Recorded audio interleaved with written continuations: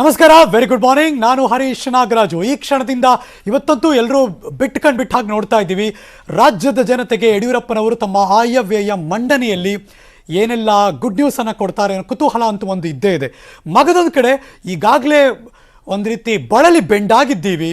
ನಮಗೇನಾದರೂ relief ಕೊಡ್ತಾರಾ ರಾಜ್ಯ ಸರ್ಕಾರ ಅನ್ನೋದು ಕೂಡ ದೊಡ್ಡ ಮಟ್ಟದ ಕುತೂಹಲ ಇದೆ. 8ನೇ ಬಾರಿಗೆ ಬಜೆಟನ್ನು ಮಂಡನೆ ಮಾಡ್ತಿದ್ದಾರೆ ನಿಜ, ಆದರೆ ದೊಡ್ಡ ಮಟ್ಟದ ಚಾಲೆಂಜಸ್ ಅಂತೂ ಇದ್ದೇ ಇದೆ. ಸೊ ಕೊರೋನಾ ಸಂಕಷ್ಟ, 108 ನಿರೀಕ್ಷೆ, BSY ಜೋಳಿಗೆಯಲ್ಲಿರುವಂಥ ಗಿಫ್ಟ್ ಏನು ಅನ್ನೋ ಕುತೂಹಲ, ಯಾವ ವರ್ಗಕ್ಕೆ ಬಂಪರ್ ಕೊಡ್ತಾರೆ, ಯಾರಿಗೇನಾದರೂ ಲಾಸ್ ಆಗುತ್ತಾ, ಎಲ್ಲ ಸಮಗ್ರ ಸುದ್ದಿ ಮತ್ತು ಚರ್ಚೆಯನ್ನು ನಿಮ್ಮ ಮುಂದೆ ಇಡುವಂಥ ಪ್ರಯತ್ನ. 2021 ಬಜೆಟ್ ನಿರೀಕ್ಷೆ.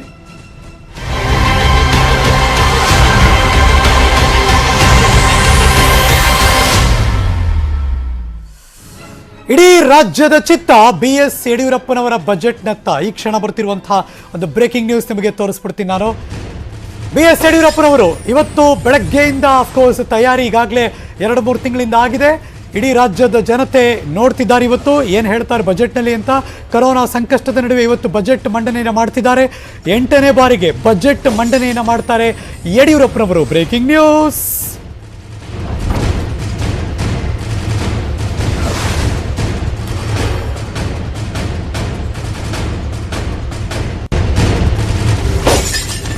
BS ಯಡಿಯೂರಪ್ಪನವರು ಬಜೆಟ್ ಮೇಲೆ ಸಾಲು ನಿರೀಕ್ಷೆಗಳಂತೂ ಇದ್ದೇ ಇದೆ.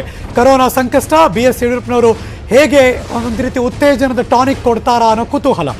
ಜನಪರ ಯೋಜನೆಗಳು ಯಾವಾಗಲೂ ಸರ್ಕಾರಕ್ಕಿರೋ ದೊಡ್ಡ ಚಾಲೆಂಜು ಪ್ರತಿ ಬಾರಿಯೂ ಕೂಡ. ಈ ಬಾರಿ ಏನಾಗುತ್ತೆ ಅನ್ನೋದು. ಇನ್ನು ಅನ್ನಭಾಗ್ಯ ದೊಡ್ಡ ಮಟ್ಟದಲ್ಲಿ ಕಾಂಗ್ರೆಸ್ ಸರ್ಕಾರ ಬಂದಾಗ ಕೊಟ್ಟದ್ದು, ಸಾಲ ಮನ್ನಾ ಅದು ಕೂಡ ಈ ಸರಿ ಸಿಗುತ್ತಾ ಅನ್ನೋ ದೊಡ್ಡ ಕ್ವಶನ್ ಮಾರ್ಕ್ ಇದೆ. ಬೆಲೆ ಏರಿಕೆ, ಜನಸಾಮಾನ್ಯ ಅಂತೂ ಬಳಲಿ ಬೆಂಡಾಗಿದ್ದಾನೆ. ಏನಾದರೂ ಅದಕ್ಕೊಂದು ಮುಲಾಮಚ್ಚೋ ಕೆಲಸ ಮಾಡ್ತಾರಾ ಮುಖ್ಯಮಂತ್ರಿಗಳು ಅಂತ ಕಾದು ನೋಡಬೇಕು. ಹೊಸ ಯೋಜನೆ ನನ್ನ ಪ್ರಕಾರ ದೊಡ್ಡ ಮಟ್ಟಕ್ಕೆ ಅನುಮಾನ. ಅದ್ಯಾವುದು ಘೋಷಣೆ ಮಾಡದೆ ಇರೋದನ್ನು ಮೇಂಟೈನ್ ಮಾಡಿ ಒಂದಷ್ಟು ರಿಲೀಫ್ ಕೊಡಬೇಕು ಅಂತ ಜನ ಎಕ್ಸ್ಪೆಕ್ಟ್ ಮಾಡ್ತಾರೆ. ಐ ಥಿಂಕ್ ಹೊಸ ಘೋಷಣೆ ಬೇಕೇ ಬೇಕು ಅಂತ ಜನನೂ ಯೋಚನೆ ಮಾಡಲ್ಲ ಈಗ. ಆ ಥರ ಪರಿಸ್ಥಿತಿ ಇದು. ಹಳೆಯ ಒಂದಷ್ಟು ಯೋಜನೆಗಳಿಗೂ ಕೂಡ ಬ್ರೇಕ್ ಬೀಳೋ ಸಾಧ್ಯತೆ ಇರುತ್ತೆ. ಬಿಕಾಸ್ ಸರ್ಕಾರ ಬೊಕ್ಕಸ ತುಂಬಬೇಕು, ನೆಕ್ಸ್ಟ್ ಖರ್ಚು ಮಾಡೋಕ್ಕೆ ಅರೇಂಜ್ಮೆಂಟ್ ಮಾಡ್ಕೋಬೇಕು. ಈ ಬಾರಿಯ ಬಜೆಟ್ನಲ್ಲಿ ಇಲಾಖಾವಾರು ಪ್ರತಿ ಸಾರಿ ಕೂಡ ಇಷ್ಟಿಷ್ಟು ಕೋಟ ಅಂತ ಎತ್ತಿಡ್ತಾರೆ. ಈ ಬಾರಿ ಅದು ಕೋಟ ಅಲ್ಲ, ಖೋತ ಆಗೋ ಲಕ್ಷಣಗಳು ಕಾಣಿಸ್ತಾ ಇದೆ. ಪ್ರತಿ ವರ್ಷ ಕೊಡುವಂಥ ಅನುದಾನ ಈ ವರ್ಷ ಗ್ಯಾರಂಟಿ ಕಡಿತ ಆಗೋ ಸಾಧ್ಯತೆ ದಟ್ಟವಾಗ್ತಾ ಇದೆ. ಒಂದಷ್ಟು ದೇವಸ್ಥಾನಗಳಿಗೆ ಹೋಗಿ ಪೂಜೆಯನ್ನು ಕೂಡ ಸಲ್ಲಿಸ್ತಾ ಇದ್ದಾರೆ ಅನ್ನೋ ಸುದ್ದಿ ಬರ್ತಾ ಇದೆ. ಅಫ್ಕೋರ್ಸ್ ಹಿ ವಾಸ್ ಯಾವುದೇ ಸಂದರ್ಭದಲ್ಲೂ ಕೂಡ ಅವ್ರಿಗೊಂಚೂರು ಮನಸ್ಸು ಕಸಿವಿಸಿ ಆದರೆ, ಟೆನ್ಷನ್ ಇದ್ದರೆ ಅಥವಾ ಯಾವುದೇ ಕೆಲಸ ಮಾಡೋಕ್ಕೆ ಮುಂಚೆ ಯಡಿಯೂರಪ್ಪನವ್ರು ಹೋಗ್ತಾರೆ. ಅವ್ರು ನಂಬಿರುವಂಥ ಗಣೇಶ, ಆಂಜನೇಯ ಆ ಎಲ್ಲ ದೇವಸ್ಥಾನಕ್ಕೆ ಹೋಗ್ತಾರೆ. ಸೊ ಹಾಗಾಗಿ ಯಡಿಯೂರಪ್ಪನವ್ರು ಬೆಳಗ್ಗೆ 11:30ಕ್ಕೆ ಸಚಿವ ಸಂಪುಟ ಸಭೆ ಕರೆದಿದ್ದಾರೆ. ಬಿಕಾಸ್ ಬಜೆಟ್ ಮುಂಚೆ ಅನುಮೋದನೆ ಪಡ್ಕೋಬೇಕು, ಅದೊಂದು ಪ್ರೊಸೆಸ್ ಅದು. ಸೊ ಹಾಗಾಗಿ ಅನುಮೋದನೆ ಪಡ್ಕೋತಾರೆ. ಅದಾದಮೇಲೆ 12:05 ಅಭಿಜಿನ್ ಮುಹೂರ್ತದಲ್ಲಿ ಬಜೆಟನ್ನು ಮಂಡನೆ ಮಾಡ್ತಾರೆ BS ಯಡಿಯೂರಪ್ಪನವರು.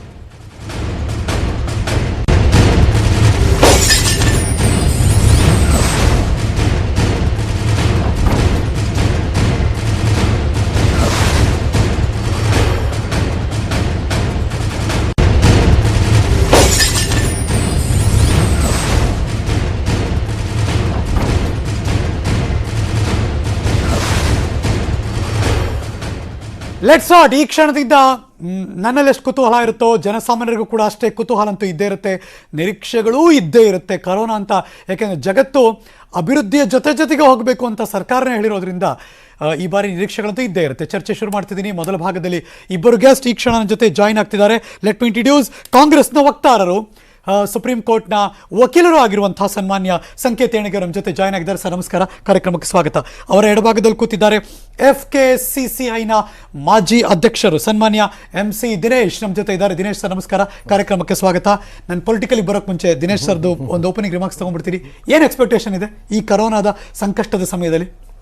ಎಕ್ಸ್ಪೆಕ್ಟೇಷನ್ಸು ಈ ಸಮಯದಲ್ಲಂತೂ ಎಲ್ಲರಿಗೂ ಜಾಸ್ತಿನೇ ಇರುತ್ತೆ. But as a practical purpose ನೋಡೋಕ್ಕೆ ಹೋದರೆ you can't expect anything more than ಇರುತ್ತೆ. ಯಾಕಂದರೆ ಇಂಡಸ್ಟ್ರಿನವ್ರಿಗೆ ಸೋ ಮೆನಿ ಎಕ್ಸ್ಪೆಕ್ಟೇಷನ್ಸ್ ಇದೆ. ಬಿಕಾಸ್ ಲಾಸ್ಟ್ 1 ವರ್ಷದಲ್ಲಿ ನಾವು ಯಾವ ಥರ ಕೆಲಸಗಳು ಮಾಡಿಲ್ಲ, ಎಲ್ಲ ಥರದ ಒಂದು ಕಮಿಟ್ಮೆಂಟ್ಗಳು ಅದನ್ನು ಹಂಗೆ ಪಾಲಿಸ್ಕೊಂಡು ಬಂದಿದ್ದೀವಿ.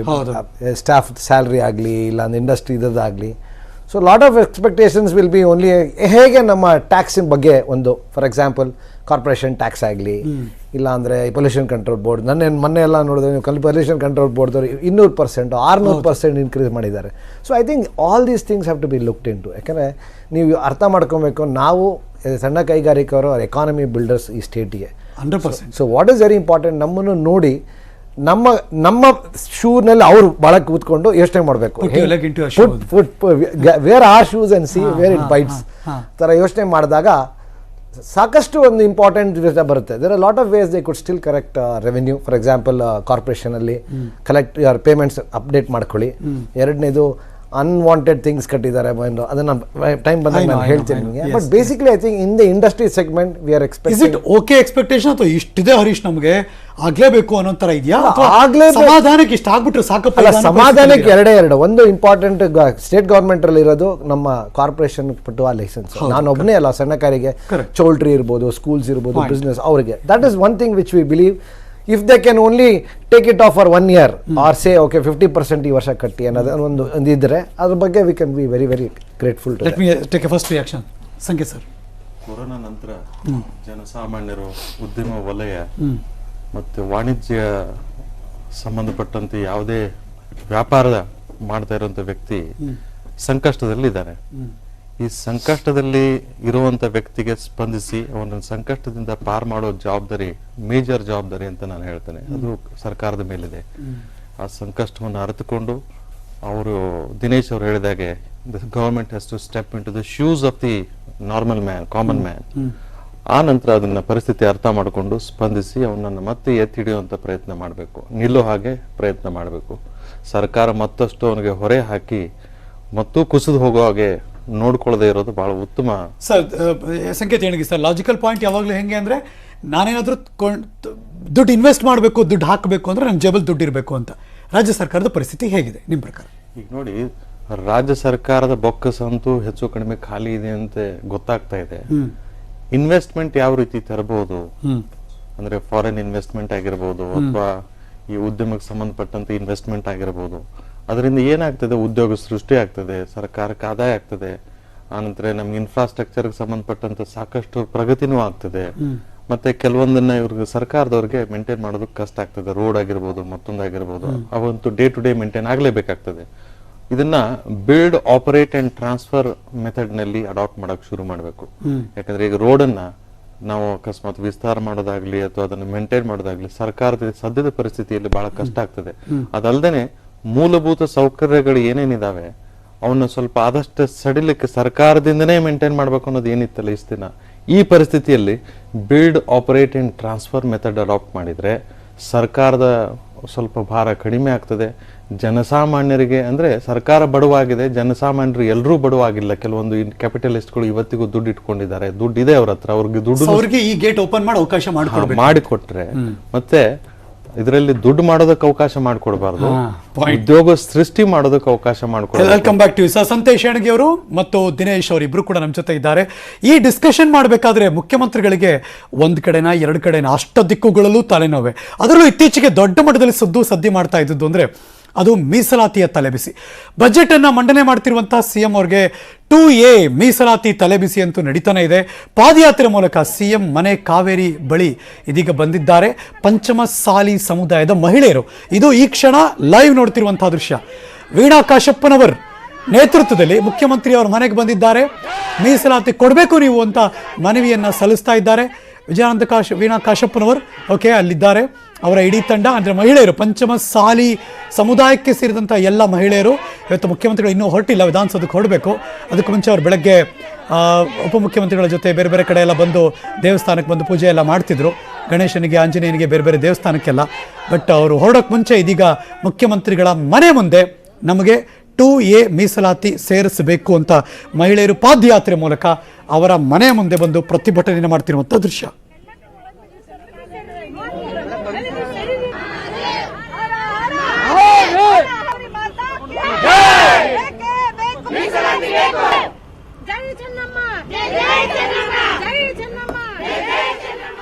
ಇದು ಸರ್ಕಾರಕ್ಕಿರುವಂತಹ ಮಗದೊಂದು ದೊಡ್ಡ ತಲೆನೋವು. ಸಂಕೇತ ಹೆಣಗಿ ಸರ್, ಮೀಸಲಾತಿ ವಿಚಾರ ಸರ್ಕಾರಕ್ಕೊಂಥರ ಬಿಸಿ ತುಪ್ಪ, ಉಗ್ಗಂಗಿಲ್ಲ ನುಂಗಂಗಿಲ್ಲ. ಹಾಗೆ ಹೇಳಿದ್ರು ಕೂಡ ಅದು ದೊಡ್ಡ ತಲೆನೋವು ಆಗ್ತಾ ಇದೆ. ಅವ್ರ ಸರ್ಕಾರದಲ್ಲಿ ಅವ್ರು ಇರೋರೇ ಬಿಡ್ತಾ ಇಲ್ಲ. ಹೆಂಗೆ ಮ್ಯಾನೇಜ್ ಮಾಡ್ಬೇಕು ಸರ್ಕಾರ ಈಗ? ಈಗ ಮೀಸಲಾತಿ ಕೇಳ್ತಾ ಇರೋದು ಯಾವುದೇ ಒಂದು ಸಮಾಜದ ವರ್ಗ ಹಿಂದುಳಿದಿದೆ ಅವ್ರಿಗೆ ಸಮಾನವಾಗಿ ಎಲ್ಲರ ಜೊತೆ ಕಾಂಪಿಟೇಷನ್ ಮಾಡೋದಕ್ಕಾಗಿ, ಸ್ಪರ್ಧಿಸೋದಕ್ಕಾಗಿ, ಮುಂದೆ ಬರೋದಕ್ಕಾಗಿ ಅವ್ರಿಗೆ ಸರ್ಕಾರದಿಂದ ಸಿಗಲಿ ಅಂಥೇಳಿ. ಈ ಸರ್ಕಾರಗಳು, ನಾನು ಯಾವುದು ಅಂತ ಸ್ಪಷ್ಟವಾಗಿ ಹೇಳೋದಕ್ಕೆ ಇಷ್ಟಪಡೋದಿಲ್ಲ, ಹಿಂದಿನ ಸರ್ಕಾರಗಳಾಗಲಿ ಅಥವಾ ಈಗಿನ BJP ಸರ್ಕಾರ ಆಗಲಿ, ಅವ್ರಿಗೆ ಸ್ಪಂದಿಸಿ ಅವ್ರಿಗೆ ಕೊಡಬೇಕಾಗಿರುವಂಥ ಸವಲತ್ತುಗಳನ್ನು ಕೊಟ್ಟು ಅಥವಾ ಅವ್ರನ್ನ ಸಮಾಜದ ಹಿಂದುಳಿದ ವರ್ಗಗಳು ಏನು ಬರ್ತವೆ ಅವ್ರನ್ನೆಲ್ಲ ಮೇಲೆ ಎತ್ತಿ ಬಿಟ್ಟಿದ್ರೆ ಈ ಸಮಸ್ಯೆಗಳು ಕೆಲವೊಂದು ಬರ್ತಿರ್ಲಿಲ್ಲ. 2021 ಅಂತಂದ್ರೆ ನಮ್ಮ ಸಂವಿಧಾನ ಆಗಿ 71 ವರ್ಷದ ನಂತರನೂ ಕೂಡ ನಾವು ಮೀಸಲಾತಿಗೆ ಹೊಡೆದಾಡ್ತಾ ಇದ್ದೀವಿ ಅಂತಂದ್ರೆ ನಮ್ಮ ಸಮಾಜ ಅಥವಾ ಸಮಾಜದ ಕೆಲವು ವರ್ಗಗಳು ಇವತ್ತಿಗೂ ಕಡೆಗಣೆಗೆ ಈಡಾಗಿದ್ದಾವೆ ಅಂತದ್ರ ಅರ್ಥ, ಅಥವಾ ಸರ್ಕಾರ ಸರಿಯಾಗಿ ಸ್ಪಂದಿಸಿಲ್ಲ ಅಂತದ್ರ ಅರ್ಥ. ಈ ನಿಟ್ಟಿನಲ್ಲಿ ಸರ್ಕಾರಗಳು ಬಹಳ ಗಂಭೀರವಾಗಿ ಯೋಚನೆ ಮಾಡಬೇಕು, ಸಮಾಜದ ಎಲ್ಲ ವರ್ಗಗಳನ್ನು ಮೇಲೆತ್ತಕ್ಕೆ ಪ್ರಯತ್ನ ಮಾಡಬೇಕು. ಅನ್ಸುತ್ತೆ ನಿಮಗೆ ಈ ಸಾರಿ ಬಜೆಟ್ನಲ್ಲಿ ಮೀಸಲಾತಿ ಕೇಳ್ತಿದ್ದಾರೆ, ಅದಿನ್ನೂ ಟೈಮ್ ಆಗ್ತಾ ಇದೆ, ಆ ವರ್ಗಕ್ಕೆ ಏನಾದ್ರು ಒಂದಷ್ಟು ಮಾಡ್ತಾರೆ ಅಂತ ಏನಾದ್ರು? ಅಲ್ಲ, ಸಮಾಜದ ಹಿಂದುಳಿದ ವರ್ಗಗಳಿಗೆ ಅಥವಾ ಸಮಾಜದ ಶೋಷಣೆಗೆ ಒಳಗಾಗಿರುವಂಥ ವರ್ಗಗಳಿಗೆ ಮೇಲೆತ್ತುವುದು ಸರ್ಕಾರದ ಕರ್ತವ್ಯ. ಮತ್ತೆ ಈಗಲಾದರೂ ಕೆಲವೊಂದು ಏನು ಪಂಚಮಸಾಲಿ ಪೀಠಕ್ಕೆ ಅಥವಾ ಸಂಬಂಧಪಟ್ಟಂಥ ಪಂಚಮಸಾಲಿ ವರ್ಗದವ್ರಿಗೆ ಏನು ಅನ್ಯಾಯ ಆಗಿದೆ ಅಂತ ಅವ್ರು ಹೇಳ್ತಾ ಇದ್ದಾರೆ, ಅನ್ಯಾಯ ಆಗಿಲ್ಲ ಅಂತ ಸರ್ಕಾರ ಎಲ್ಲೂ ಹೇಳಿಕೆ ಕೊಟ್ಟಿಲ್ಲ. ಅಂದರೆ ಸರ್ಕಾರ ಎಲ್ಲೋ ಒಂದು ಕಡೆಗೆ ಅವ್ರಿಗೆ ಅನ್ಯಾಯ ಆಗಿದೆ ಅಂತ ಒಪ್ಕೊತಾ ಇದೆ. ಅದಕ್ಕೆ ಈ ಮೀಸಲಾತಿ ಕೊಡೋ ವಿಚಾರದಲ್ಲಿ ಈ ಕಾಲಹರಣ ಮಾಡಬಾರ್ದು, ಬೇಗ ಕೊಡಬೇಕು ಅಂತ ನನ್ನ ಅಭಿಪ್ರಾಯ. ಬಜೆಟ್ ಅಲ್ಲಿ ದಿನೇಶ್ ಸರ್, ನಮ್ಮ ರಾಜ್ಯಕ್ಕಷ್ಟೇ ಇದು ಕಷ್ಟ ಅಲ್ಲ, ಜೊತೆಗೆ ಇಡೀ ದೇಶಕ್ಕೆ, ಇಡೀ ಪ್ರಪಂಚಕ್ಕೆ ಬಂದಿರುವಂಥ ಪ್ಯಾಂಡಮಿಕ್ ಸಿಚುವೇಶನ್ ಬೇರೆ ಬೇರೆ ರಾಜ್ಯನೂ ಹ್ಯಾಂಡ್ಲ್ ಮಾಡಬೇಕು, ನಮ್ಮವರು ಹ್ಯಾಂಡ್ಲ್ ಮಾಡಬೇಕು. FKCCI ನಮ್ಮಲ್ಲಿದೆ, ಬೇರೆ ಬೇರೆ ರಾಜ್ಯದಲ್ಲೂ ಕೂಡ ಇಂಡಸ್ಟ್ರೀಸ್ ಇದೆ. ಹೆಂಗೆ ಕೆಲಸ ಮಾಡ್ತಿದೆ, ಹೆಂಗೆ ಆಪರೇಟ್ ಆಗ್ತಿದೆ, ಅಲ್ಲಂಗಿದೆ, ನಮ್ಮಲ್ಲೂ ಅದು ಬೇಕು ಅಂತ ಏನು ಅನಿಸುತ್ತೆ ನಿಮಗೆ? ಒಂದು most important ease of doing business ಅನ್ನೋದು ಏನಿದೆಯಲ್ಲ, that is to be the primary importance. The government ಎಲ್ಲೂ ಒಂದು ಯಾವುದೇ ಒಂದು ಚಟುವಟಿಕೆ, ಎಸ್ಪೆಷಲಿ ಇಂಡಸ್ಟ್ರಿ ಚಟುವಟಿಕೆ ಆಗಲಿ, they should not interfere. It is not the role of the government to do business. The role of the government is to only facilitate the doing business. ಆ ಥರ ಮಾಡಬೇಕು. ಆವಾಗ ಏನಾಗುತ್ತೆ ಅಂದರೆ, ಫಾರ್ ಎಕ್ಸಾಂಪಲ್ ನೋಡಿ, Karnataka is one of the top destinations for FDI, foreign direct investments. How many thing, ಇವಾಗ ನಮಗೆ ನಮ್ಮ ರಾಜ್ಯಕ್ಕೂ ಪಕ್ಕದ ರಾಜ್ಯಕ್ಕೂ ನೀವು ನೋಡಿದಾಗ ಲ್ಯಾಂಡ್ದೇ ಒಂದು ಬಿಗ್ಗೆಸ್ಟ್ ಹರ್ಡಲ್ ನಮಗೆ. ಯಾಕಂದ್ರೆ ಅಲ್ಲಿ 25 ಲಕ್ಷಕ್ಕೆ ಒಂದು ಎಕರೆ ಸಿಕ್ಕರೆ ನಮ್ಮಲ್ಲಿ 1 ಕೋಟಿ 1 ಎಕರೆ ಆಗುತ್ತೆ. ಸೊ ದಟ್ ಈಸ್ ಸಮಥಿಂಗ್ ತುಂಬಾ ಫಲವತ್ತಾದಂಥ ಮತ್ತು ಎಷ್ಟೋ ಉತ್ತರ ಭಾರತದ, ಈಶಾನ್ಯ ಭಾರತದ ಹಲವಾರು ರಾಜ್ಯಗಳನ್ನ ನಾವು ಸಾಕ್ತಿದ್ವಿ ಅಂತ ನೋಡಕ್ ಹೋದ್ರೆ ಇಲ್ಲಿಂದ ಹೆವಿ ದುಡ್ಡು ಹೋಗ್ತಾ ಇದೆ ಸರ್ ಇಂಡಸ್ಟ್ರಿ. ಇವಾಗ ನೀವು ನೋಡಿದ್ರೆ ಅದೇ ಇಂಪಾರ್ಟೆಂಟ್. FDI ನಾವು ಹೆಂಗ್ ಇಷ್ಟು ಇರ್ಬೇಕಾದ್ರೆ ಮೇಕ್ ಶೋರ್ ದಟ್ ಇಲ್ಲಿ ಬರುತ್ತೆ. For example 2 important major aircraft manufacturers, Boeing ಆಗಲಿ ಮತ್ತು ಏರ್ಬಸ್ ಆಗಲಿ, both of them have their R&D centre. Why don't you look at making it bigger? ಅಂದರೆ ವಾಟ್ ಈಸ್ ಇಂಪಾರ್ಟೆಂಟ್, ಏನು ಬೇಕು ಅವರಿಗೆ, sit down with them, understand them, and ನೀವು by getting these people ಎಷ್ಟೋ ಈ ಹುಡುಗರಿಗೆ ಕೆಲಸ ಕೊಡ್ತಾರೆ, ಎಷ್ಟು ಇಂಜಿನಿಯರ್ಗಳು ಆಚೆ ಬರ್ತಾರೆ, ಆ ಕೆಳಗಡೆ ಇರೋ ಸಣ್ಣ ಕೈಗಾರಿಕೆಗಳು ಎಷ್ಟೊಂದು ಬರ್ತವೆ. So they have to think big. ಯೋಚನೆ ಹೆಂಗಿರೋ ಲಾಂಗ್ ಟರ್ಮ್ ಯೋಚನೆ ಮಾಡಬೇಕು. ಓಕೆ, ಇದೇ ಗೌರ್ಮೆಂಟ್ ತಗೊಳ್ಳೋಣ, ಇನ್ನು 3 ವರ್ಷ ಇರ್ತೀವಿ. Welcome back to you sir. ಈ ನಡುವೆ ಮಾನ್ಯ ಸಂಸದರಾದಂಥ, ಮಾನ್ಯ ಕೇಂದ್ರ ಸಚಿವರಾದಂಥ DV ಸದಾನಂದಗೌಡರು ಅಫ್ಕೋರ್ಸ್ ಬಜೆಟ್ ಬಗ್ಗೆ ಮಾತಾಡಿದ್ದಾರೆ. ಏನು ಮಾತಾಡಿದ್ದಾರೆ ಬನ್ನಿ ನೋಡೋಣ. ನೋಡಿ, ಕೇಂದ್ರದಲ್ಲಿ ಬಜೆಟ್ ಮಂಡನೆ ಮಾಡುವಾಗ ಭಾರಿ ಸಂಶಯಗಳಿತ್ತು. ಕೇಂದ್ರದ ಬಜೆಟು ಮಂಡನೆ ಆದಮೇಲೆ one of the best budgets of any country ಅಂತ ಹೇಳುವಂಥದ್ದು ವರ್ಲ್ಡ್ ಬ್ಯಾಂಕ್ನವರು ಕೂಡ ಮೊನ್ನೆ ಕೊಟ್ಟಂಥ ರಿಪೋರ್ಟ್ನಲ್ಲಿ ಕೊಟ್ಟಿದ್ದಾರೆ. ಕರ್ನಾಟಕ ರಾಜ್ಯ ಕೂಡ ಹಾಗೆ ಇಂಥ ಬಜೆಟ್ನ ಇಂಥ ಸವಾಲಿನ ಮಧ್ಯದಲ್ಲಿ ಒಳ್ಳೆ ಬಜೆಟ್ ಬರ್ಬೋದು ಅಂತ ನಮ್ಮ ಅನಿಸಿಕೆ. ಆದ್ಯತೆಗಳನ್ನು ಗುರುಸ್ತೇವೆ. ಆದ್ಯತೆಗಳು ಕೇವಲ ಪ್ರಚಾರಕ್ಕೋಸ್ಕರ, ಆದ್ಯತೆಗಳು ಅನುಷ್ಠಾನಕ್ಕೋಸ್ಕರ, ಅದನ್ನು ಮಾಡುವಂಥ ಕೆಲಸ ಮಾಡ್ತೀವಿ. ಒಂದಷ್ಟು ಪಾಲು ಸೆಂಟ್ರಲಿಂದ ರಾಜ್ಯ ಸರ್ಕಾರ ಕೂಡ ಪ್ರತಿ ಬಾರಿ ಬಜೆಟನ್ನು ಮಂಡನೆ ಮಾಡಬೇಕಾದ್ರೆ ನಿರೀಕ್ಷೆ ಮಾಡುತ್ತೆ. ಅಲ್ಲಿ ಕಡಿಮೆ ಆದಾಗ ಇಲ್ಲೂ ಎಫೆಕ್ಟ್ ಹೊಡೆಯುತ್ತೆ. ಆಗ ಜನ ಇಲ್ಲೂ ಒದ್ದಾಡಕ್ಕೆ ಶುರು ಮಾಡ್ತಾರೆ. ನಮ್ಮ ಡಿಸ್ಕಷನ್ ಮುಂದುವರಿಯುತ್ತೆ. ಒಂದು ಚಿಕ್ಕ ಬ್ರೇಕ್ ಆದಮೇಲೆ ಎಲ್ಲೂ ಹೋಗದೆ ಕಾಯ್ತಾರೆ. ಸಾಮಾನ್ಯವಾಗಿ ಬಜೆಟ್ ಡಿಸ್ಕಷನ್ ಕೂತಾಗ ಏನಾಗಬೇಕು, ಏನಾಗ್ತಿರುತ್ತೆ ಅಂತೆಲ್ಲ ಮಾತಾಡ್ತಿರ್ತೀವಿ. ಅವರು 8ನೇ ಬಾರಿಗೆ ಬಜೆಟನ್ನು ಮಂಡನೆ ಮಾಡ್ತಿದ್ದಾರೆ ನಿಜ, ಆದರೆ 7 ಬಾರಿ ಬಜೆಟ್ ಮಂಡನೆ ಮಾಡೋದು ಒಂದು ಲೆಕ್ಕ ಆದರೆ ಇದು ಮಗದೊಂದು ಲೆಕ್ಕ. ಬಿಕಾಸ್ ಈ ಬಾರಿ ಹಲವಾರು ಸವಾಲುಗಳಂತೂ ರಾಜ್ಯ ಸರ್ಕಾರಕ್ಕೆ, BS ಯಡಿಯೂರಪ್ಪನವ್ರಿಗಂತೂ ಇದ್ದೇ ಇದೆ.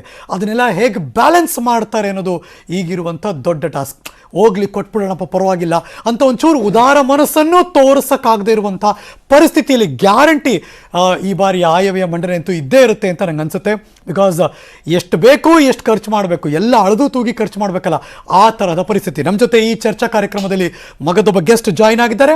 ಅಫ್ಕೋರ್ಸ್ ಬೆಂಗಳೂರಿನಲ್ಲಿ ಅವರು ಉಪಮೇಯರ್ ಆಗಿ ಕೆಲಸ ಮಾಡಿದವರು, ಪ್ರಸ್ತುತ ಭಾರತೀಯ ಜನತಾ ಪಕ್ಷದ ವಕ್ತಾರು ಆಗಿದ್ದಾರೆ, ಸನ್ಮಾನ್ಯ ಹರೀಶ್ ಅವರು. ಸರ್ ನಮಸ್ಕಾರ, ಕಾರ್ಯಕ್ರಮಕ್ಕೆ ಸ್ವಾಗತ.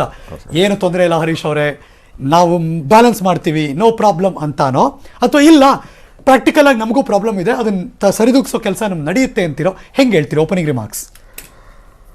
ಒಂದು ಇಡೀ ಪ್ರಪಂಚಕ್ಕೆ ಒಂದು ಕರೋನಾ ಮಹಾಮಾರಿ ಬಂದ ಮೇಲೆ, ಅಮೇರಿಕಾ ಅಂತ ದೇಶದ GDP ಮೈನಸ್ ಹೋದ್ಮೇಲೆ ನನಗನ್ಸುತ್ತೆ ಒಂದು ಬಜೆಟ್ ಈ ಬಾರಿ ಒಂದು ಹಾಲಿಡೇ ಪೀರಿಯಡ್ ಥರ ಜಾಸ್ತಿ ಯಾವುದು ಹೆಚ್ಚಿಗೆ ಡೆವಲಪ್ಮೆಂಟಲ್ ಬಗ್ಗೆ ಯೋಚನೆ ಮಾಡದೆ ಒಂದು ಸಾಮಾನ್ಯ ಜನರಿಗೆ, ಈಗ ನರೇಂದ್ರ ಮೋದಿ ಅವರು ಒಂದು ಬಜೆಟ್ನ ಘೋಷಣೆ ಮಾಡಿದ್ದಾರೆ ಮೊನ್ನೆ. ಹೌದು, ಒಂದೇ ಒಂದು ಹೊಸ ತೆರಿಗೆನ ಹಾಕಿಲ್ಲ. ಆಯ್ತು.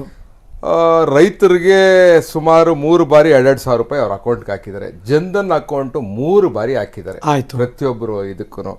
ಮತ್ತೆ ಅವರು ಯಾವುದೇ ಹೊಸ ವಿಧವಾದ ಟ್ಯಾಕ್ಸ್ ಹಾಕಿಲ್ಲ. ಹೊಸ ಡೆವಲಪ್ಮೆಂಟಲ್ಲಿ ಯಾವುದು ದೊಡ್ಡದೇನು ಘೋಷಣೆ ಮಾಡಿಲ್ಲ.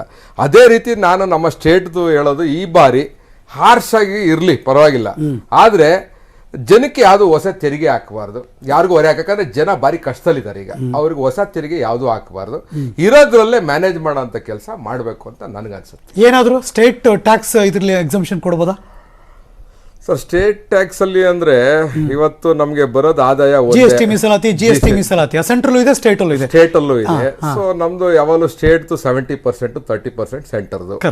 ಆಮೇಲೆ ಹಿಂದೆ 32% ಇದ್ದಿದ್ದು ಈಗ 42% ಬಂದಿದೆ GST.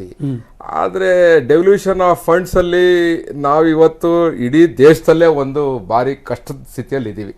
2,35,000 ಕೋಟಿ ಡಿಫಿಸಿಟ್ ಇದೆ GST ಏನು ಆ ಫಂಡ್ ಇದೆ ಅದರಲ್ಲಿ. ಸೊ ಹೇಳಿದರೆ ರಾಜ್ಯ ಸರ್ಕಾರಗಳಿಗೆ ನೀವು ಒಂದು ಸಾಫ್ಟ್ ಲೋನ್ ಬೇಕಾದ್ರೆ RBI ಇಂದ ತಗೊಳ್ಳಿ ಅಂತ ಹೇಳಿದ್ದಾರೆ. ಸೊ ಇವತ್ತು ಈ ಸ್ಥಿತಿಯಲ್ಲಿ ನಮ್ಮ ಈ budget it should be a people friendly budget, tax burden ಇಲ್ದಿರೋಂಥ ಬಜೆಟ್ ಮಾಡಬೇಕಂತ ನಂದು ಒಂದು ಅನಿಸಿಕೆ. ನಮ್ಮ ಪಾರ್ಟಿದು ನಾವು ಈ ಡಿಸ್ಕಸ್ ಮಾಡಿದಾಗಲೂ ಇದನ್ನೇ ನಮ್ಮ ಪಾರ್ಟಿಯಲ್ಲಿ ಎಲ್ಲ ಫೋರಮಲ್ಲೂ ನಾವು ಹೇಳಿದ್ದೀವಿ. ಸೊ ಇವತ್ತು ಆ ರೀತಿ ಒಂದು ಬಜೆಟ್ ಕೊಟ್ರೆ ಒಳ್ಳೇದು ಅನ್ಸುತ್ತೆ. ಯಾಕಂದ್ರೆ ಪಾಪ್ಯುಲರ್ ಬಜೆಟ್ ಅಂತ ಹೇಳ್ಬಿಟ್ಟು ಇಲ್ದಿರೋದೆಲ್ಲ ಹೇಳ್ಬಿಟ್ಟು ಯಾವ್ದನ್ನು ಇಂಪ್ಲಿಮೆಂಟ್ ಮಾಡಕ್ ಆಗದಿರೋಂಥ ಸ್ಥಿತಿ ಬರಬಾರ್ದು, ಪ್ರಾಕ್ಟಿಕಲ್ ಆಗಿರ್ಲಿ. ಏನು ಟಾಪ್ 3 ಚಾಲೆಂಜಸ್ಗಳೇ ನಿಮ್ಗಿರೋದು ಈಗ? ಟಾಪ್ 3 ಚಾಲೆಂಜಸ್ ಅಂದ್ರೆ ಇವತ್ತು ಸಾಮಾನ್ಯ ಜನ, ಅದು ಬಿಸ್ನೆಸ್ ಸೆಕ್ಟರ್ ಮತ್ತೆ MSME ಭಾರಿ ಹೊಡೆತ ಬಿದ್ದಿದೆ, ಭಾರಿ ಕಷ್ಟದಲ್ಲಿದ್ದಾರೆ. ಅವ್ರಿಗೆ ಯಾವ್ದಾನ ಒಂದು ಪ್ರಾಜೆಕ್ಟ್ ಇಲ್ಲ ಅವ್ರಿಗೆ ಯಾವ್ದಾನ ಒಂದು ಟ್ಯಾಕ್ಸ್ ಬೆನಿಫಿಟ್ ಕೊಡುವಂಥದ್ದು, ಅವ್ರಿಗೆ ಒಂದ್ ಸ್ವಲ್ಪ ಉತ್ತೇಜನ ಕೊಡೋದಕ್ಕೆ ಏನಾನ ಒಂದು ಹೊಸದೇನ ಸ್ಕೀಮ್ ತಗೊಂಡ್ಬಂದು ಅವರು ಚೆನ್ನಾಗಾದ್ರೆ, ಯಾಕಂದ್ರೆ ರೈತರ ಜೊತೆಗೆ ನಮ್ಮ ದೇಶಕ್ಕೆ ಇಂಡಸ್ಟ್ರಿನೂ ಒಂದು ಸೆಕ್ಟರ್ ಅದು ಬೇಕು. ಹೌದು, ಅವ್ರಿಗೆ ಒಂದು ಹೊಸ ಏನಾರ ಪಾಲಿಸಿ ತಗೊಂಬಂದು ಅವ್ರಿಗೆ ಒಂದು ಸಾಫ್ಟ್ ಲೋನ್ ಕೊಡೋದಕ್ಕೆ ಇಮಿಡಿಯೇಟ್ ಆಗಿ, ಯಾಕಂದ್ರೆ ಇಲ್ದಿರೋ ಕಂಡೀಷನ್ಸ್ ಎಲ್ಲ ಹಾಕಿ ರೆಡ್ ಟೇಪಿಸಮ್ ಮಾಡಿ ಅವ್ರಿಗೆಲ್ಲ ಘೋಷಣೆ ಮಾಡ್ಬಿಟ್ಟು ಕೈ ಕೊಡ್ಲಿಲ್ಲ ಅಂದ್ರೆ ಊಟ ವೇಸ್ಟ್. ಸೊ ಅವ್ರಿಗೆ ಸಿಗಂಗೆ ಏನಾರ ಒಂದು ಮಾಡೋ ಸ್ಥಿತಿಯಲ್ಲಿ ಇವತ್ತು ನನ್ಗನ್ಸುತ್ತೆ ಮಾಡ್ತಾರೆ ಅನ್ಸುತ್ತೆ. ನಂಬರ್ 3 ಬಂದ್ಬಿಟ್ಟು ಇವತ್ತು ಸಾಮಾನ್ಯ ಜನಕ್ಕೆ ಕಷ್ಟ ಏನಪ್ಪಾ ಅಂದ್ರೆ, ಅವರು ಇವತ್ತು ಕಾಸ್ಟ್ ಆಫ್ ಲಿವಿಂಗ್ ಜಾಸ್ತಿ ಆಗ್ಬಿಟ್ಟಿದೆ. ಸೊ ಯಾವುದು ವಸ್ತುಗಳಿದೆ, ಅಗತ್ಯ ವಸ್ತುಗಳು, ಅದನ್ನ ಆದಷ್ಟು ಕಡಿಮೆ ಮಾಡಬೇಕು, ಅವ್ರಿಗೆ ಕೈ ಎಟುಕುವ ಸ್ಥಿತಿಯಲ್ಲಿ ಸಿಗುವಂತ ಕೆಲಸ ಮಾಡಬೇಕು. ರೈತರಿಗೆ ಈಗಾಗಲೇ ಘೋಷಣೆ ಮಾಡಿದ್ರೆ, ಆಮೇಲೆ ಯಾವಾಗ್ಲೂ ಹೇಳ್ತಾ ಇರ್ತಾರೆ APMC ಕಾಯ್ದೆ, ಅದೆಲ್ಲ APMC ಕಾಯ್ದೆಯನ್ನು ಬಲಪಡಿಸೋದಿಕ್ಕೆ ಕೇಂದ್ರ ಸರ್ಕಾರದಲ್ಲೂ ಒಂದು ಫಂಡ್ ಮಾಡಿದ್ದಾರೆ ಅವ್ರಿಗೆ. ಅದನ್ನ ಅಂದ್ರೆ ನಾವು APMC ಮುಚ್ಚಲ್ಲ ಅಂತ ಆಗಿದೆ. ಅದೇ ರೀತಿ ನಮ್ಮ ರಾಜ್ಯ ಸರ್ಕಾರದವರು ರೈತರಿಗೆ ಕೈ ಎಟುಕುವಂತ ಯಾವ್ದಾನ ಒಂದು 2-3 ಸ್ಕೀಮ್ನ ಹೊಸ ಯೋಜನೆ ಖಂಡಿತವಾಗ್ಲೂ ನಮ್ಮ ನಾಯಕರು, ರೈತರ ಪರ ಖಂಡಿತವಾಗ್ಲೂ ಒಂದು ಹೊಸ ರೈತರ ಹೆಸರಿನಲ್ಲೇ ಪ್ರಮಾಣ ವಚನವನ್ನು ಸ್ವೀಕಾರ ಮಾಡಿದಂತ ಮುಖ್ಯಮಂತ್ರಿಗಳು ಖಂಡಿತವಾಗ್ಲೂ ಮಾಡ್ತಾರೆ ಅಂತ. ಈಗ ತಾನೇ ಸ್ಟುಡಿಯೋಲ್ಲಿ ಮಗದೊಬ್ಬ ಗೆಸ್ಟ್ ಜಾಯ್ನ್ ಆಗಿದ್ದಾರೆ. ಅವರ ಹೆಸರು ಶ್ರೀ ಪ್ರಸಾದ್, JDS ನ ವಕ್ತಾರರು. ಪ್ರಸಾದ್ ಸರ್ ನಮಸ್ಕಾರ, ಕಾರ್ಯಕ್ರಮಕ್ಕೆ ಸ್ವಾಗತ. ನೀವೇನು ಎಕ್ಸ್ಪೆಕ್ಟ್ ಮಾಡ್ತಿದ್ದೀರಿ ಬಜೆಟ್ ಇಂದ? ನೋಡಿ, ಯಾವುದೇ ರಾಜ್ಯದ ಒಂದು ಬಡ್ಜೆಟ್, ಅದರಲ್ಲೂ ವಿಶೇಷವಾಗಿ ಈಗ ಕರೋನಾ COVID-19 ಬಂದಂಥ ಈ ಸಂದರ್ಭದಲ್ಲಿ COVID-19 ಬಂದು ಮತ್ತು ಆದಷ್ಟು ನಮ್ಮ ರಾಜ್ಯದಲ್ಲಿ ಸ್ವಲ್ಪ ಕಡಿಮೆ ಆಗಿದೆ, ಅದು ಸಂತೋಷದ ವಿಚಾರ. ಈಗ ಮುಖ್ಯಮಂತ್ರಿಗಳಿಗೆ ದೊಡ್ಡ ಚಾಲೆಂಜ್ ಇದೆ. ಯಾವುದೇ ಒಂದು ರಾಜ್ಯದ ಬಡ್ಜೆಟ್ ಮಂಡಿಸಬೇಕಾದ್ರೆ ನಮ್ಮ ಸಮಾಜದಲ್ಲಿ 3 ವರ್ಗಗಳಿರ್ತವೆ. ಹಣಕಾಸಿನಲ್ಲಿ ಮೇಲ್ವರ್ಗ, ಮಧ್ಯಮ ವರ್ಗ ಮತ್ತು ಕೆಳವರ್ಗ ಅಂತ ಹೇಳ್ಬಿಟ್ಟು. ಮೇಲ್ವರ್ಗದವ್ರಿಗೆ ನೀವು ಯಾವುದೇ ರೀತಿಯ ಸಮಸ್ಯೆಗಳು ಬಂದ್ರೂ ಅವ್ರು ಹೆಂಗಾದರೂ ನಿಭಾಯಿಸ್ಕೊಂಡು ಹೋಗ್ತಾ ಇರ್ತಾರೆ. ಮಧ್ಯಮ ವರ್ಗದವ್ರಿಗೆ ಮತ್ತು ಕೆಳವರ್ಗದವ್ರಿಗೆ ತುಂಬ ಕಷ್ಟ ಬರೋವಂಥ ಸಂದರ್ಭಗಳು. ಇಲ್ಲಿ ನೀವು ಯಾವುದೇ ಸರ್ಕಾರದ ಯಶಸ್ಸು ಆಗಿದೆ ಅಂತ ನೀವು ಹೇಳ್ಕೋಬೇಕಾದ್ರೆ ನೀವು ಕೆಳವರ್ಗದಲ್ಲಿ ಮತ್ತು ಶ್ರಮಿಕರ ಬಗ್ಗೆ ಹೆಚ್ಚಿನ ಕಾಳಜಿಯನ್ನು ವಹಿಸಬೇಕಾಗತ್ತೆ.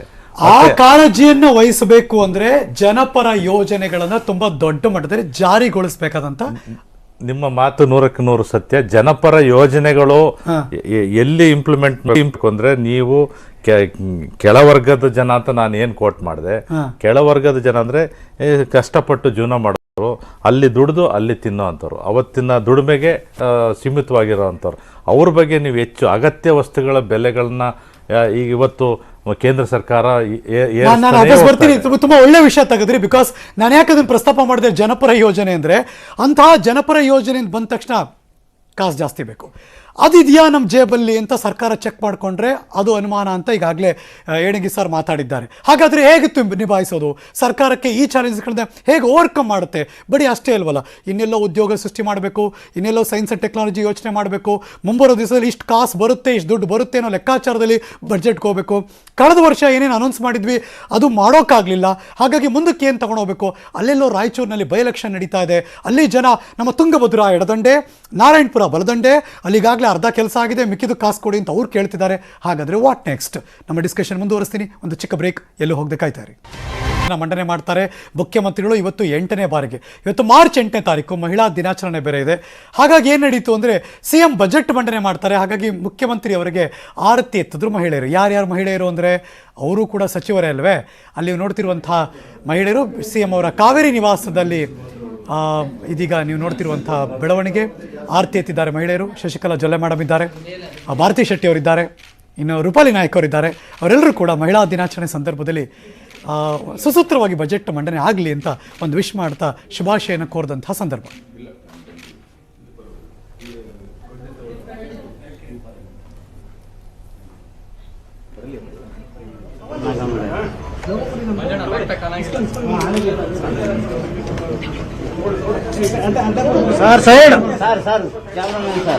ಸರ್ ಇದು ಲೈವ್ ವಿಜುವಲ್ಸ್. ಈ ಕ್ಷಣ 10:33 ಸ್ಟುಡಿಯೋ ಕ್ಲಾಕ್ ಅವರ ಮನೆಯ ಮುಂಭಾಗದಲ್ಲಿ ಆಚೆಗೆ ಬರ್ತಾ ಇದ್ದಾರೆ.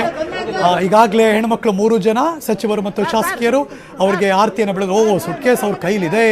ಅಲ್ಲಿಗೆ ಡಿಜಿಟಲ್ ಆಗಿಲ್ಲ ಮುಖ್ಯಮಂತ್ರಿಗಳು, ಈಗ ಪೇಪರ್ ತೆಗೆದೇ ಓದೋರು. ಸೊ ಹಾಗಾಗಿ ಸುಟ್ಕೇಸ್ ತಗೊಂಡು ಹಸಿರು ಶಾಲು, ಆ ಕಡೆ ಹೋಮ್ ಮಿನಿಸ್ಟರು ಎಲ್ಲರೂ ಇದಾರಲ್ಲ ಅಫ್ಕೋರ್ಸ್, ಅವರ ಇಡೀ ಸಚಿವ ಸಂಪುಟದ ಸಹೋದ್ಯೋಗಿಗಳ ಜೊತೆ ಅವರ ಮನೆಯಿಂದ ಹೊರಗಡೆ ಬರ್ತಿದ್ದಾರೆ. ಮಾಧ್ಯಮಗಳಿಗೆ ಫಸ್ಟ್ ರಿಯಾಕ್ಷನ್ ಕೊಡ್ತಾರೆ ಅಂತ ಅನಿಸುತ್ತೆ. Let's wait and watch. Live ಮುಖ್ಯಮಂತ್ರಿಗಳ ಕಾವೇರಿ ನಿವಾಸದ ಮುಂಭಾಗದಲ್ಲಿ ಮುಖ್ಯಮಂತ್ರಿಗಳು ಬಜೆಟ್ ಮಂಡನೆ ಮಾಡುವುದಕ್ಕೆ ಮುಂಚೆ ಇದೀಗ ಎಲ್ಲ ಸಚಿವ ಸಂಪುಟದ ಸಹೋದ್ಯೋಗಿಗಳ ಜೊತೆ ಮಾಧ್ಯಮಕ್ಕೆ ಮಾತಾಡ್ತೀವಿ. Let's go live. ಮೊದಲನೇದಾಗಿ ಅಂತಾರಾಷ್ಟ್ರೀಯ ಮಹಿಳಾ ದಿನಾಚರಣೆ ಈ ಶುಭ ಸಂದರ್ಭದಲ್ಲಿ ನಮ್ಮೆಲ್ಲ ಅಕ್ಕ ತಂಗಿಯರಿಗೆ, ತಾಯಂದಿರಿಗೆ ಆರ್ಥಿಕ ಶುಭಾಶಯಗಳನ್ನು ಕೋರ್ತೇನೆ. ಈ ಬಜೆಟ್ನಲ್ಲಿ ವಿಶೇಷವಾಗಿ ಮಹಿಳೆಯರಿಗೆ ಹೆಚ್ಚಿನ ಒಂದು ಆದ್ಯತೆಯನ್ನು ಕೊಡೋ ಪ್ರಯತ್ನ ಮಾಡಿದ್ದೇನೆ ಅನ್ನೋ ಮಾತನ್ನು ಸಹ ಈ ಸಂದರ್ಭದಲ್ಲಿ ಹೇಳಕ್ಕೆ ಇಚ್ಛೆಪಡ್ತೇನೆ. ಬಜೆಟನ್ನು 12:05 ಕರೆಕ್ಟಾಗಿ ಮಂಡನೆ ಮಾಡ್ತೇನೆ. ಅದಕ್ಕೆ ಮುಂಚೆ 15 ನಿಮಿಷ ಮುಂಚೆ ನಮ್ಮ ಸಚಿವ ಸಂಪುಟದ ಸಹೋದ್ಯೋಗಿಗಳ ಜೊತೆ ಸಮಾಲೋಚನೆ ಮಾಡಿ ಬಜೆಟ್ ಮಂಡನೆ. ಅಲ್ಲ, ಬಜೆಟ್ ನೋಡಿದ ಮೇಲೆ ನಿಮಗೆ ಗೊತ್ತಾಗುತ್ತೆ ಮಹಿಳೆಯರಿಗೆ ಹೆಚ್ಚಿನ ಆದ್ಯತೆ ಹಿನ್ನೆಲೆಯಲ್ಲಿ ಸರ್ ಆರ್ಥಿಕ ಸಂಕಷ್ಟ ಹಿನ್ನೆಲೆ ಎಷ್ಟು ವ್ಯತ್ಯಾಸ ಬರುತ್ತೆ ಸರ್? ಆರ್ಥಿಕ ಸಂಕಷ್ಟ ಹಿನ್ನೆಲೆಯಲ್ಲಿ ಎಷ್ಟು ವ್ಯತ್ಯಾಸ ಬರುತ್ತೆ? ಬಜೆಟ್ ಮಂಡನೆ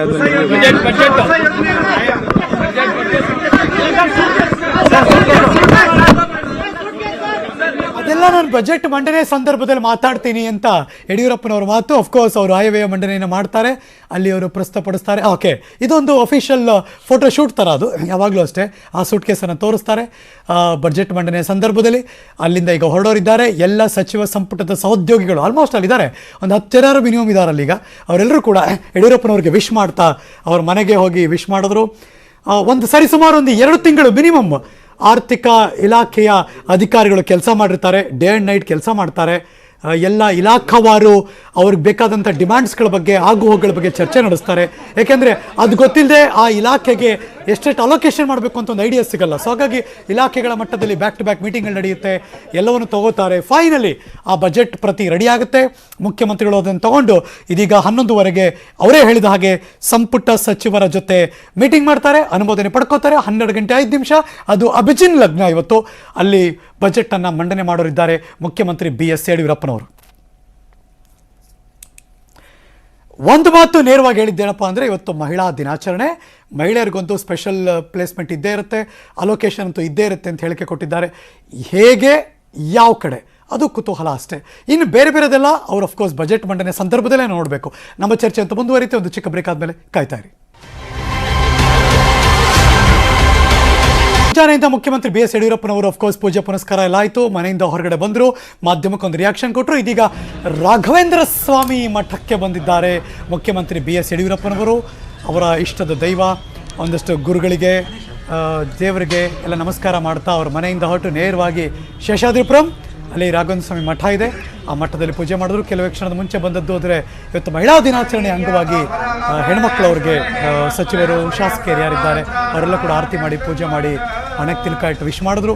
ಅದಾದಮೇಲೆ ಸಂಪುಟ ಸಹೋದ್ಯೋಗಿಗಳು ವಿಶ್ ಮಾಡಿದ್ರು. ಅದಾದಮೇಲೆ ನೇರವಾಗಿ ಶೇಷಾದ್ರಿಪುರಂನಲ್ಲಿರುವಂಥ ರಾಘವೇಂದ್ರ ಸ್ವಾಮಿ ಮಠಕ್ಕೆ ಬಂದರು. ಅದು ಕೂಡ ಬಹಳ ಪ್ರಸಿದ್ಧವಾದಂಥ ರಾಘವೇಂದ್ರ ಮಠ. ಅಲ್ಲಿ ಬಂದು ಪೂಜೆ ಸಲ್ಲಿಸಿದ್ದಾರೆ. ಅಲ್ಲಿಂದ ಇದೀಗ ಹೊರಟಿದ್ದಾರೆ.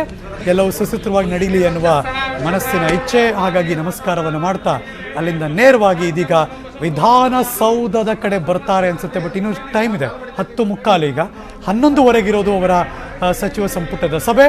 ಅದಾದಮೇಲೆ 12 ಗಂಟೆ 5 ನಿಮಿಷಕ್ಕೆ ಅವರೇ ಹೇಳಿರೋ ಹಾಗೆ, ನಿಗದಿಯಾಗಿರೋ ಹಾಗೆ ಬಜೆಟನ್ನು ಮಂಡನೆ ಮಾಡ್ತಾರೆ. ಆದರೆ ಕಾಂಗ್ರೆಸ್ನವರು ಈ ಕ್ಷಣ ರೆಪ್ರೆಸೆಂಟ್ ಮಾಡ್ತಿರುವಂತಹ ಸಂಕೇತ ಎಣಿಗೆಯವರು ನಮ್ಮ ಜೊತೆ ಇದ್ದಾರೆ. ಅದು ಸೆಂಟ್ರಲ್ ಆದರೂ ಅಷ್ಟೇ, ಸ್ಟೇಟ್ ಆದರೂ ಅಷ್ಟೇ. ಒಂದಷ್ಟು ಅಲೋಕೇಶನ್ ಬೇಕೇ ಬೇಕು ಅಂತ ಕೇಳೋದು ಎಲ್ಲರೂ ಕೂಡ ಇದ್ದೇ ಇರುತ್ತೆ. ಕಾಂಗ್ರೆಸ್ನವ್ರಿಗೆ, ನಿಮಗೆ ಹರೀಶ್ ಅವರು ಮಾತಾಡ್ತಿದ್ರು, BJP ವಕ್ತಾರರು, ಇಷ್ಟು ಟಫ್ ಇದೆ ನಮಗೆ, ಇದು ರಿಯಾಲಿಟಿ, ಪ್ರಾಕ್ಟಿಕಲಾಗಿ ಮಾತಾಡೋಣ ಅಂತ. ಆ ಪ್ರಾಕ್ಟಿಕಲಿಟಿ ನೀವು ಅರ್ಥ ಮಾಡ್ಕೊಂಡ್ರೆ ಹೌದಪ್ಪ ಅವ್ರು ಕಷ್ಟಪಡ್ತಿದ್ದಾರೆ, ಅವ್ರಿಗೂ ಪ್ರಾಬ್ಲಮ್ ಇದೆ ಅನ್ಸುತ್ತೆ, ಇಲ್ಲ ಅದನ್ನು ಓವರ್ಕಮ್ ಮಾಡಿ ಸರ್ಕಾರ ಇದು ನೋಡಲೇಬೇಕು ಈ ಸಾರಿ ಅಂತ ಏನಾದರೂ ಡಿಮ್ಯಾಂಡ್ ಇದೆಯಾ?